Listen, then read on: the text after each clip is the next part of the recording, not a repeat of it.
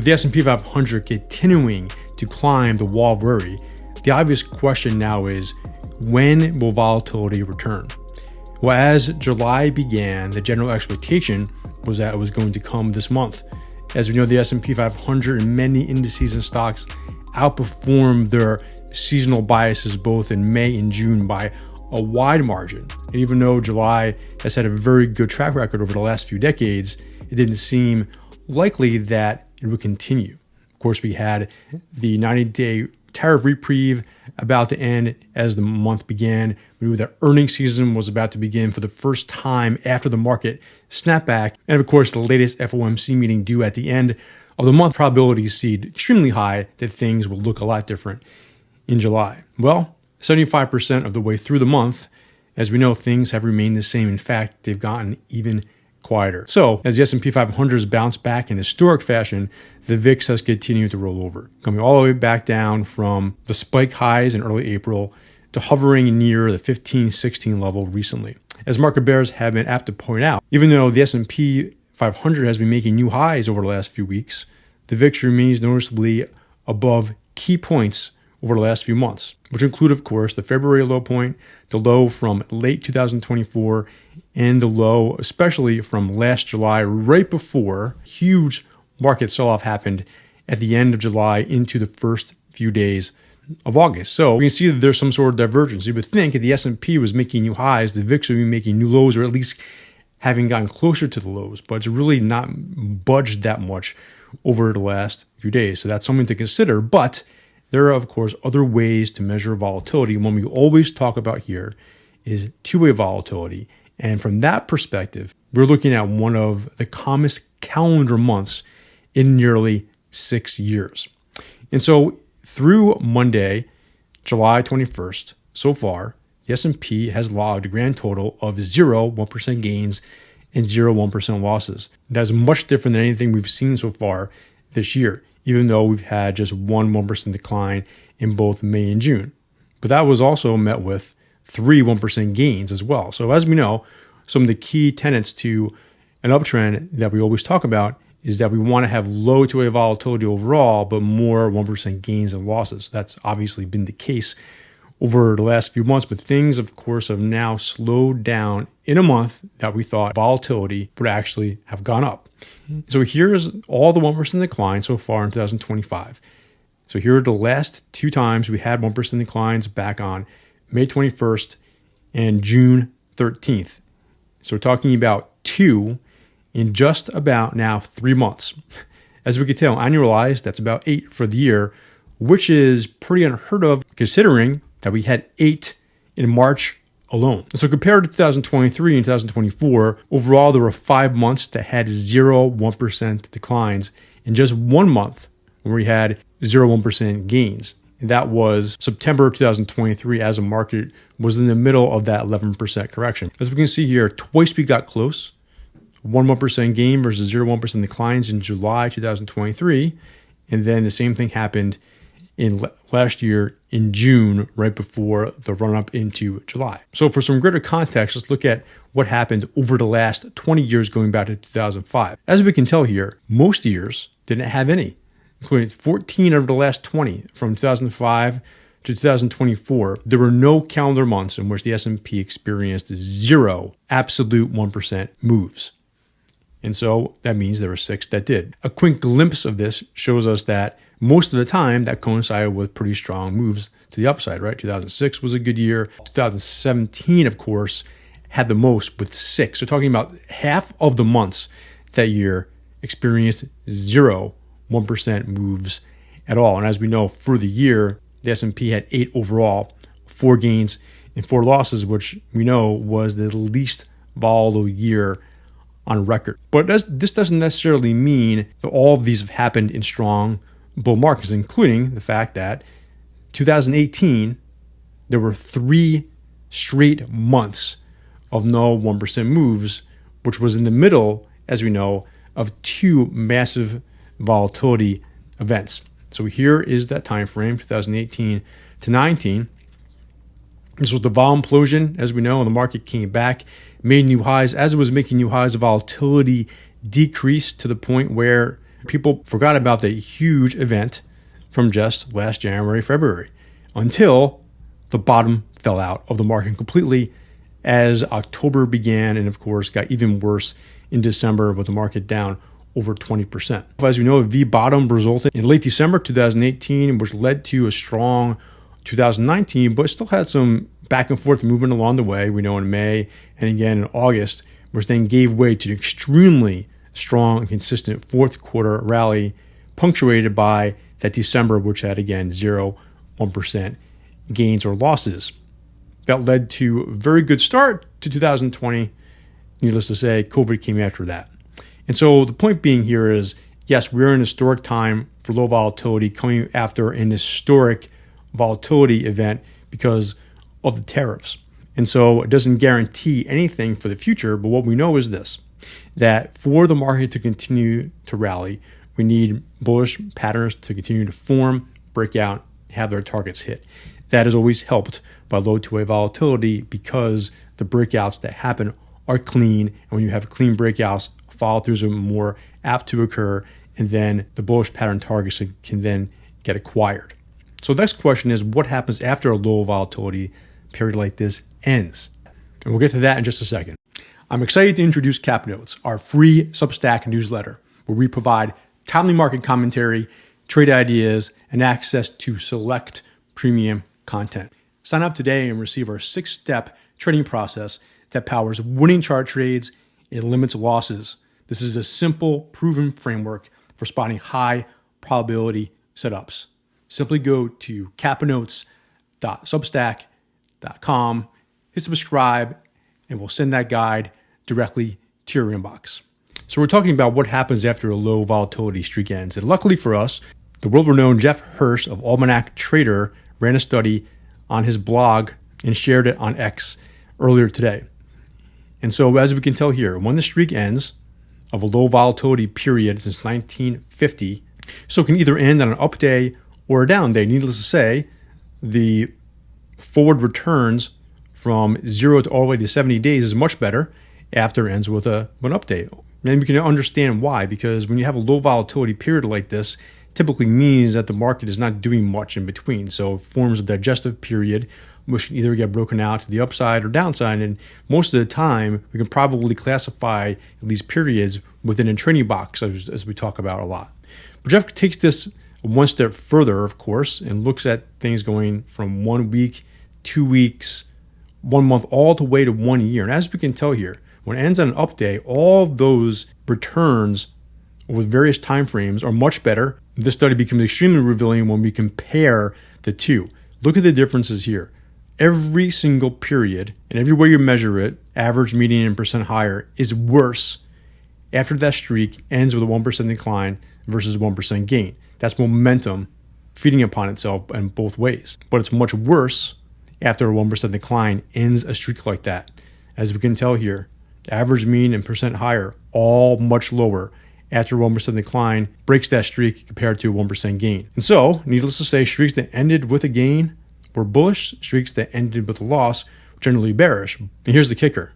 Most of the time, nearly 62% of the time, the streaks have ended with a decline. So not an excessively strong win rate, but a win rate nonetheless. And considering that the market is up so much without even a pullback greater than 3.5% over the last 3 months, there is, of course, a chance that a streak like this will end with a 1% decline, especially since we haven't had one going all the way back to June 13th. So this will be an important one to watch over the ensuing days, especially as earnings season really heats up with the large cap growth names and then, of course, next week's Fed meeting. So there are, of course, other things to watch as well. And just the other day, we saw another negative divergence in the RSI. And so we talked about this just a few weeks ago as the RSI had reached overbought conditions for the first time since December, back in the middle of May. And then didn't, as the S&P continued to float higher, the RSI started moving lower, right? So negative divergence momentum didn't have the support of the field as large cap growth was, of course, leading. But that led to what? Another leg higher. Because a lot of times this just shows a break or a rotation in momentum as things then get digested and a new breakout occurs. And we've seen this across the bullish patterns as well. And so recently, once more, as the S&P now has edged into 6,300 territory, it's off the highs from its RSI, and not quite a true negative divergence because the RSI did stay or has stayed close to 70, but we're trying to detect the smallest change of character we can. And so what will we know here? Well, there's other negative divergence, S&P making new highs, momentum making lower highs once more, and if the S&P can ignore a warning sign, would tell us, again, the momentum remains strong, even though it's not making new highs along with the index. Because the most important thing is not really what happens around the 70 area. It's what happens after the market does roll over a bit and comes back down to the 50 zone. Can it hold around there? We say it all the time, but it remains true. It remains true from this perspective. It remains true from the short-term momentum that we look at as well on a 2-hour chart. And if that can work, then of course that means the pattern work will continue as well. And so coming in to the day on Tuesday, July 22nd, still have two bullish patterns in place, still with targets a good deal higher, but inching closer and closer to the 65.55 target, now about 4.5% away. Most importantly, we're moving further away from the breakout zones as well. And as we talked about, every time since this has happened, it just increases the probability of the market being able to back and fill and keep those bullish patterns in play. Most importantly, it gives the S&P then the ability to form additional bullish patterns along the way, which will give us then some higher targets from here, but not as high as these biggest bullish formations have so far. And that just increases the probability of those targets being hit, like we saw over and over again from late 2023 through 2024. And so here they are. Again, here is the potential danger zone. We started to color code this to show how many times the zone has been tested. Of course, not that many at all since the breakout in the middle of May as the market extends higher. 67.45, same thing, right? Noticeably above this breakout zone as well. So of course, we'll adjust as we need to if and when the market does pull back in a more material way. And the next pattern, we keep on adjusting this one. Initially, it was a horizontal line, then an upper sloping line, now an even steeper upper sloping line, considering that the market hasn't pulled back as much. But still, we can classify this as a pattern if and when we do see a pullback, and this could be just potentially one big right shoulder still. But I would have to assume that we're going to be getting, smaller patterns along the way first before this is any chance of playing out. So looking at the GoNoGo trend, needless to say, that continues to be in a bullish mode as well. Once more, it flipped to bullish in the middle of May, as well as those bullish patterns, those bigger bullish patterns were being triggered. We've been showing a very basic version of this chart up until recently. And if you go on to the GoNoGo website, you'll see that they have different variations of their indicators, sometimes having more variables available on the charts. And this is one of them. As we can tell here, there are a few different colors, triangles, dots, and we're going to be focused on here the red triangles. And these are just counter trend signals potentially, where their indicator here, when it moves off of overbought territory and drops a bit, it triggers these. And as we can tell here, sometimes those are precursors to very big declines or pullbacks. As we can tell here, the last time we had it was at the end of January, and the market still kind of hovered around the highs before falling apart. Now we know there was news that led to that, but it's something to consider because we haven't seen any red arrows until that time. Now going back before that happened at the end of October and again in December, and the market did pull back just a bit and did confirm that there was at least a breather to be had. And even though the S&Ps are making new highs again, the same type of thing has happened this time where that's why the RSI hasn't gotten back to extreme levels just yet. You have a little bit more back and forth movement overall. And so it's not really, again, a sell signal. It's just a condition that happens within uptrends where you have to see the market pull back just a bit from overbought territory, just like we saw with the RSI oscillating between the 70 level and the 50 level. And so moving outside the S&P 500, we've been talking about Ethereum a lot in our premium pieces just because it's come back, as we know, and has formed a very strong bullish breakout along the way. And we've been focusing on both the ETHE ETF as well as Ethereum itself. And so, we saw a potential breakout here fail in June, but with Ethereum or ETHE coming back down, holding near the 50-day moving average, which then, of course, turned higher, having its RSI hold once more near the 50 zone, and just basically forming another higher low here, it produced this potential right shoulder of this much bigger base, this inverse head and shoulders pattern. And as we know by now, that breakout that occurred did not slow down at all till the last few days and got to within a point of hitting the upside target of 33 in very quick fashion, considering how long this bullish pattern took to form, right? And how many head fakes we had along the way. When it finally worked, momentum really tacked on to the point where it produced an RSI reading above 80 entering Tuesday, July 22nd. And so that's one thing to consider, because even though we've seen Ethereum really rip higher over the course of a few weeks to a few months, it does on occasion get extremely overheated. And these are the last few times that had an RSI reading above 80. And so best case scenario of the past instances was that we saw a pause over the course of the next few days before the rally got higher. That was at the end of November 2023, as it peaked in late March, so continued higher. The next time it hit 80, that did mark a top.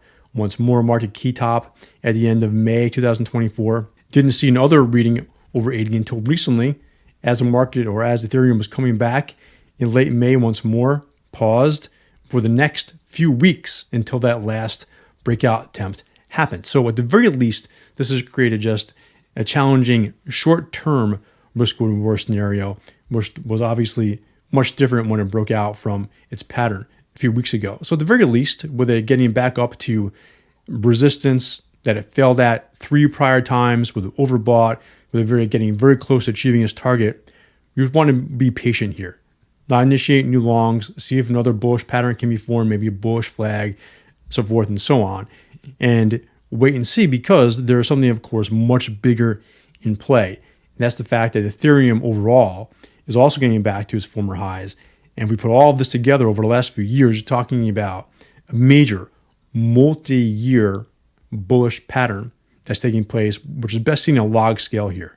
So needless to say, a log scale, you have a measured move on a percent basis, a percent move from 750 to 4,000, you tack that on, that's much, much higher, right? And so we won't talk about massive numbers right now, but know that it's taking a long time to play catch up on an absolute basis and, of course, relative to Bitcoin. So if and when that next leg happens, that's when momentum could really pick up. So we'll be watching that closely.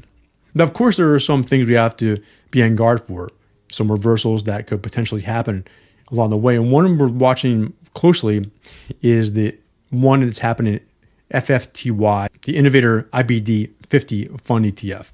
And so on Monday, as we can tell, made a new high, but also reversed lower, forming a bearish engulfing pattern.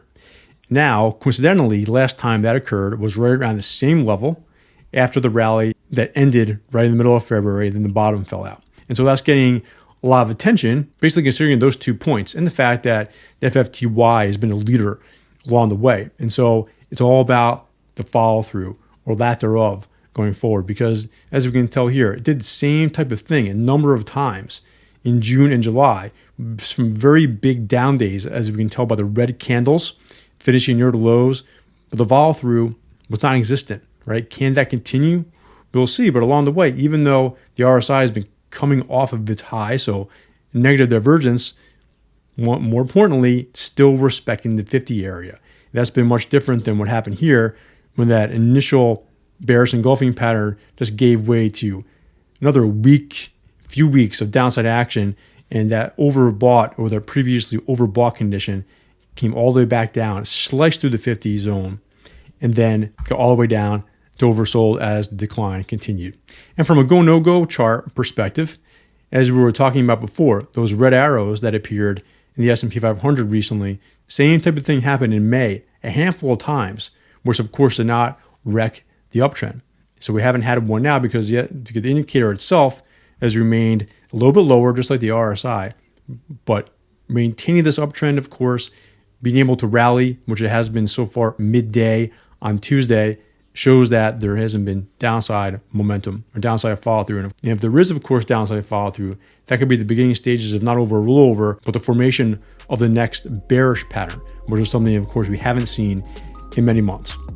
So if you like the content in this, again, visit Cap Notes. We're way into this and unlocked premium piece we put on the site talking about the lack of volatility in July. Click the link in the description below, subscribe, check it out.